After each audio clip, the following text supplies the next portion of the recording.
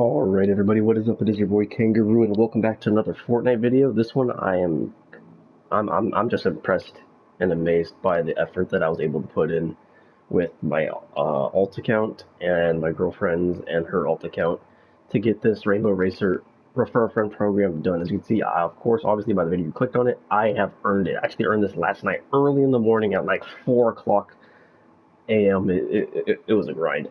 But today I'm going to be explaining how to get this the way I did it, and we're going to be jumping into a creative hub lobby and just running around so you can see some gameplay of it.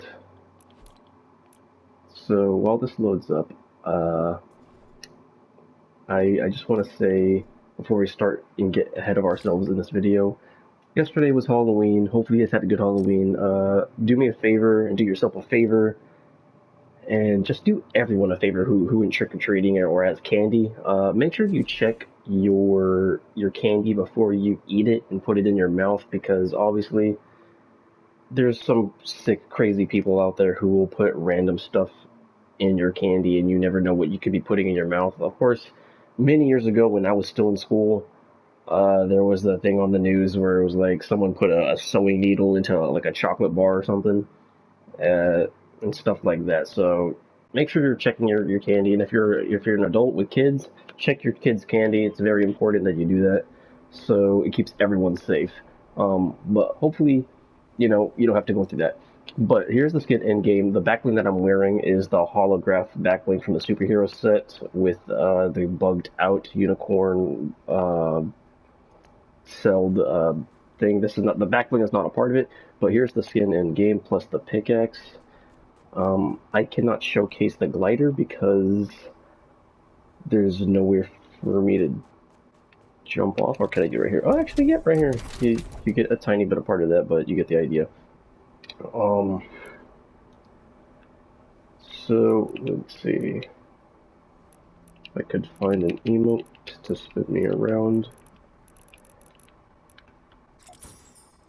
Here's what the front looks like.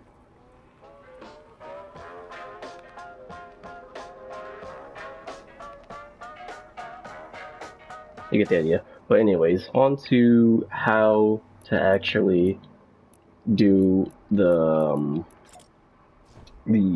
program like I did. So first things first, when you sign up for the program, you are going to want to have a friend who hasn't played Fortnite within the last 30 days and has played less than 120 minutes within those said 30 days. Those people are the ones that are eligible to be referred as a friend. If not, you could actually create a brand new account or find someone who can make a brand new account, and you could actually invite them to the program, and that will also work as well. So if you can't find anyone who's eligible, you can always just make a new account. Now, I want to say this disclaimer at the very beginning. The way me and my girlfriend did it, we used our alternate accounts. We have multiple devices, and I want to say this straight up front. You are going to need multiple devices for this to obviously do the alt account method. If you don't, then good luck finding an actual player to do this with you. But I'm on my PlayStation right now, and I have a Nintendo Switch, which is what I was using my alt account for. And so what you want to do is you want to get through the first few tasks or challenges before you can get to the Rainbow Racer set, which is, there's only 5 and she's the 5th one. So when you first sign up for the program, you complete the first challenge right away, because the first challenge is to literally just refer a friend, and that's it. The second challenge is to go ahead and survive with your referee up to top 10 3 times in either duos, trios, or squads. It has to be those core game modes. LTM such as like Team Rumble and all those other game modes are not going to count towards it. It specifically needs to be duos, trios, or squads for it to count the progress. Do keep in mind that progress could take up to like an hour or so to register, or maybe even less. So do keep that in mind. So if you do place top 10 and you're doing these challenges, even for the other steps, if your progress doesn't register after you did the task, don't panic. It's all right. It could take some time for it to register in to the website. So yeah, like I said, second stage is to place top 10 3 times in duos, trios, or squads with your referee. And then the third, or no, that was the first, second, third. Actually, no, I lied. That's actually the third challenge is to do that. The second challenge, my bad. The second challenge is just to play a match with your referee. That's for the wrap. The first stage, where you just sign up for the program, that's for the loading screen. Um, the second challenge is for the wrap. And then the third challenge, which I just said, place top 10 3 times in duos, trios, or squads with your referee. That is for the glider, this one. And then the fourth challenge is for the pickaxe, which is to get 10 eliminations with your referee. Now, keep in mind when doing this, all these challenges, when it says you have to do these with your referee, you have to be in the same lobby together. If you're using an alternate account, you could just let your alternate account die in the ocean. That's perfectly fine, so long as you guys are just in the same lobby together. For the 10 eliminations, it's a combined set of eliminations, so either you on your main account or your referee gets the kills, it does not matter. You have to get 10 kills in total as a team. So like I said, if you're using an alternate account, you can go ahead and let your alternate account die, and then you can just use your main account, or the account that you're more comfortable with, whichever platform you prefer playing on. For example, I play on PlayStation mainly, and my alternate's on the Nintendo Switch. So what I did was I let my Nintendo Switch account just die in the ocean, and I'm just continuing to play on my PlayStation account since I'm more comfortable with the controller. And I was getting the 10 kills in duos, trios, or squads again in those game modes with my main account. Once you did do all those, you will then be on the final task, which is to gain 60 levels on both your main account and your referee account. And this you could actually do separately. You do not need to play together to do this. But here's the tip that I got this done for. So me and my girlfriend, we both got up to the same task. We decided to save our punch cards. We did not do our punch cards on our alternate accounts at any point up until now. So once you hit the final challenge, go and run you and your extra partner with their alt account. So you gotta have at least one friend to do this, at least this method. So you and one friend plus both of your alts are gonna go in and land on NPCs one at a time and focus on one punch card at a time when doing this. And you get 4 times the XP, not from the punch card, but from the bonus XP for just completing the challenges end game. You get 4 times the XP doing that. And so all of those XPs will add up even more additional levels on top of the punch cards for your alternate accounts. Plus your main account is also getting that 4 times XP as well. So you're slowly leveling up your main account if you're already a high level. And then once you do all the punch cards, you should have practically almost enough to be done with your alternate account. If you're not done with your alternate account, what you could do is, of course, try to do your daily punch card and do your daily punch cards on your alternate account to help it boost up a little bit of a level. You can uncover the map if you're using an alternate account to boost up your level because it gives you XP. And the other biggest thing I will tell you for both your main account and your alternate account is AFK in the Creative Hub, like what I'm doing right now. Every day you get XP for being in the Creative Hub. You get 25k XP, and it's in a set of 5, so you get 25k XP times 5. And when the timer on the Creative Hub you see on the top right underneath the map, it's how the timer's counting down. When that timer hits 2 hours and 39 minutes, you would have already gotten all your XP for that day, and then of course you just wait until the next day. And you sitting here in the Creative Hub getting that XP, you're actually leveling up a level and a half a day just by sitting in the Creative Hub, not even playing. So take advantage of the Creative Hub XP by just sitting here AFK. So like if you're not doing anything and you have nothing better to do, and say like you're going out to the store, school or something, just put your Creative Hub with your characters and your accounts and just sit here and you'll level up a level and a half. So take advantage of that. That's the other tip.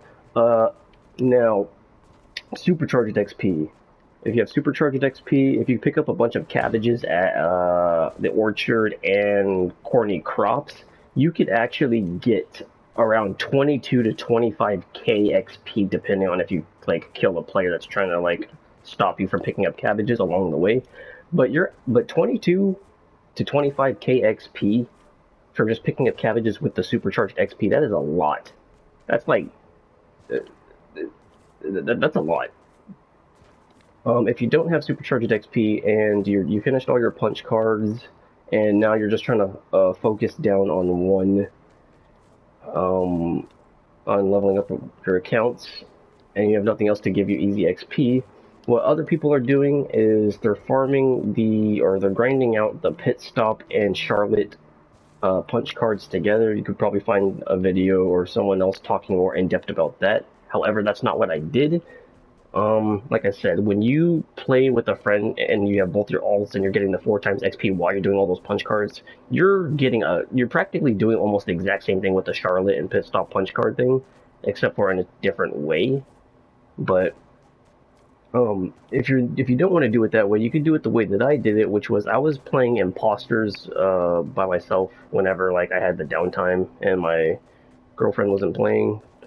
Or when she wasn't feeling like playing Fortnite, I would play the Impostors game mode, and with the Impostors game mode, if you're an agent and you do your tasks, you get a bit of XP, and if you have a solid Impostors match where you live pretty long, you get to do a bunch of tasks. If you get up to 10 task completions, then that's great, because it caps out at 10, and you could get up to almost 20,000 XP from a very good Impostors game match. I know this video is pretty long, but the reason I'm making it this long is because I like to explain things in detail. So I apologize. If you guys are still sticking around by this time, then I really do appreciate you. That just means you guys are really looking for help. And coming from someone who's grinded it out all the way, I definitely can vouch for these methods. Also, another thing which I do not advise you to do, but if you do have the money and you don't mind, you could actually make an alternate account for your furry, and you could actually buy the 60 battle pass or 60 battle pass tiers, which will actually count towards the 60 levels. So you could actually be done with the alternate account if you want to do that. However, I do not advise you to do that because, again, completing all the punch cards with a friend and two of your alternate accounts together, getting 4 times the XP, will give you more than enough up to level 60. I hit level 60 from a fresh level 1 alternate account in 2 days, because we did half the punch cards one day, and then we did half the punch cards the second day, and we were able to get up to that 60 level cap in 2 days on our alternate accounts. It's that simple. So I do not advise you to buy any tiers.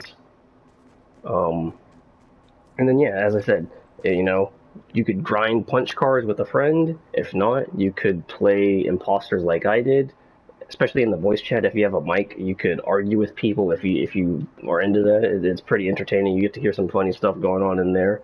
Although, do keep in mind, some people do tend to harass others in negative ways. So be prepared to hear some toxicity in most lobbies. But other than that, it's pretty fun playing Impostors. I mean, especially for someone like me who's not good at Fortnite. I'll admit it, I suck. I can't build 90s like the rest of you. But, you know, it's very casual. You're not sweating hard on anyone. You're just going in, running around the map, doing tasks that it tells you to do, and then you move on to your next match. And you, like I said, you know, in the best case scenario matches, you could get up to 10,000 to even 20,000 XP. The highest I've gotten was actually 19,000 XP. I have not hit 20,000, but I'm pretty sure you could hit 20,000 in the best case scenario of the match. But, like I said, you know, thank you guys for sticking around for this long video. This is a lot longer than some of my other videos, because I wasn't even expecting for me to explain it this long, but here we are. You know, go get this done. Try whatever methods work for you. This is just what I did in my story. And like I said, like at the beginning of the video, check your candy if you went trick-or-treating, or you have kids who went trick-or-treating, because you never know what crazy people might be putting in your kids' candies. But leave a like and subscribe if you guys found this video any informational. Um, like I said, I keep saying this, but I can't stress this enough that this is such a long video than my other videos, and if you stuck around for this long, then I really do appreciate it. It means the world to me. But I'll catch you guys in the next video, whatever that may be. So, yeah, peace out, you guys.